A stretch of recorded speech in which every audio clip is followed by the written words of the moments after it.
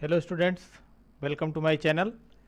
आज परिसंचरण तंत्र के इस दूसरे लेक्चर में हम रुधिर वाहिनियाँ या रक्त वाहिनियाँ, रुधिर वाहिनियों की संरचना, रुधिर वाहिनियों के प्रकार तथा धमनी एवं शिरा में अंतर, इसके बारे में डिटेल जानेंगे।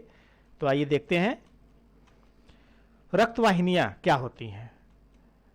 ये फिगर आप देख रहे होंगे।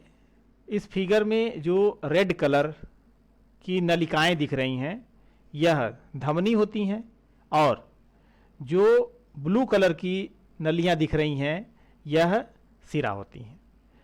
किसी भी ट्यूब के अंदर, यहाँ पर धमनी के अंदर जो है ब्लड, शुद्ध ब्लड जो है वह हार्ट से शरीर के विभिन्न भागों को जाता है, और शरीर के विभिन्न अंगों से रक्त वापस जो है इन नीले रंग की नलियों अर्थात शिराओं के माध्यम से हार्ट में वापस आता है।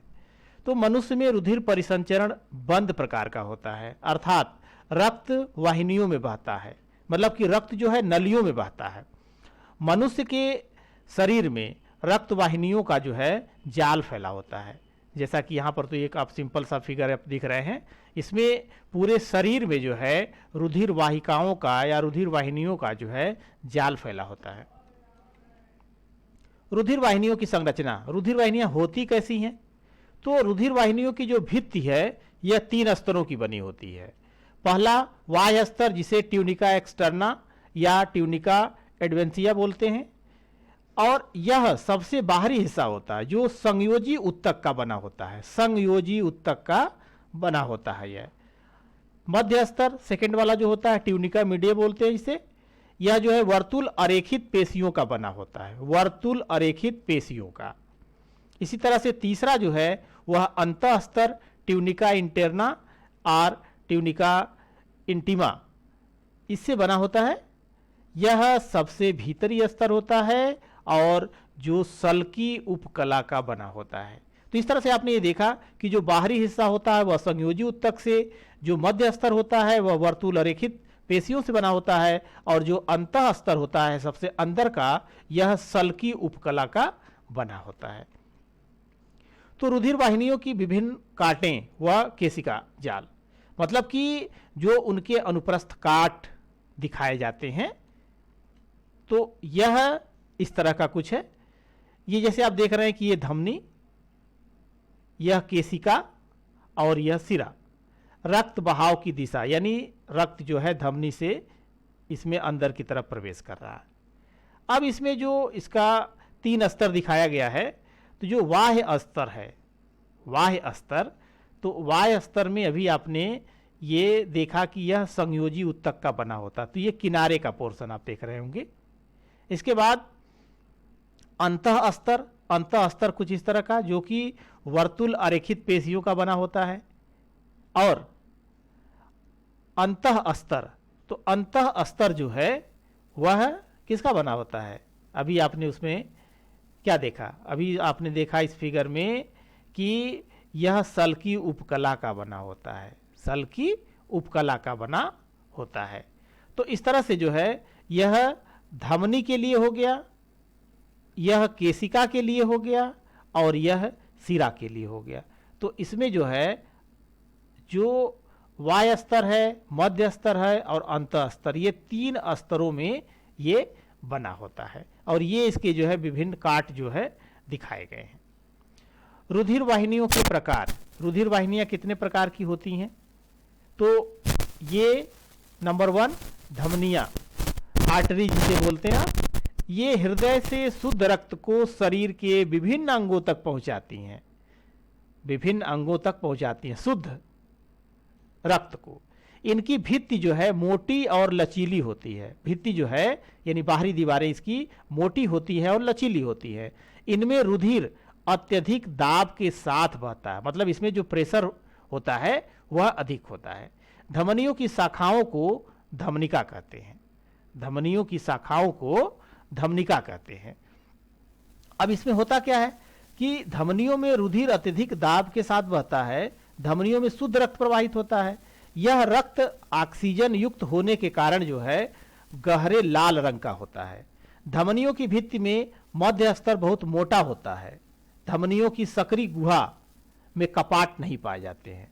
धमनियों की जो गुहा होती है, सकरी गुहा होती है, इसमें यानी जिसको ल्यूमेन बोलते हैं, इसमें कपाट या वाल्व नहीं पाए जाते हैं। इसी तरह से शिराएं, ये शरीर के विभिन्न अंगों से रुधिर को हृदय में वापस लाने का कार्य करते हैं। इनकी भित्तियां महीन व पिचकने वाली होती हैं। शिराओं में रुधिर दाब बहुत कम होता है। अपेक्षाकृत आर्टरीज के या धमनियों के शिराओं में दाब जो है, रुधिर दाब कम होता है। इनकी गुहा काफी चौड़ी होती है तथा थोड़ी थोड़ी दूरी पर कपाट लगे होते हैं। ये अर्धचंद्राकार कपाट रुधिर को एक ही दिशा में बहने देते हैं। तो ये क्वेश्चन इसमें राइज होता है कि शिराओं में कपाट क्यों होते हैं? तो शिराओं में कपाट इसीलिए लगे होते हैं ताकि वह रुधिर को एक ही दिशा में प्रवाहित होने दें। केशिकाएं, कैपिलरीज, ये शिराओं और धमनियों को आपस में जोड़ने का कार्य करती हैं। यह जो है केशिकाएं जो है, यह मीडिएटर का काम करती हैं, जैसे धमनियों और शिराओं को जोड़ने का। तो धमनी और शिरा को जोड़ने का आपस में काम कौन करता है? केशिकाएं करती हैं। उत्तकों में पहुंचकर धमनिकाएं महीन शाखाओं का जाल बनाती हैं, जिन्हें केशिकाएं कहते हैं। केशिकाओं में रुधिर प्रवाह की गति बहुत धीमी होती है। केशिकाएं परस्पर मिल करके शिराकाएं बनाती हैं और शिराकाएं परस्पर मिल करके शिरा बनाती हैं। तो इस तरह से आपने देखा कि रुधिर वाहिनियों के जो प्रकार हैं, मुख्यतः धमनियां, शिराएं और केशिकाएं होती हैं। इसमें आप देख रहे होंगे कि यह जो है, जो शिराओं में कपाट का बंद होना और खुलना होता है, तो यह ब्लड अगर फ्लो कर रहा है इसमें, इसके अंदर, तो कैसे होता है? ये देखिए, ये कपाट है, यह जो है कपाट है।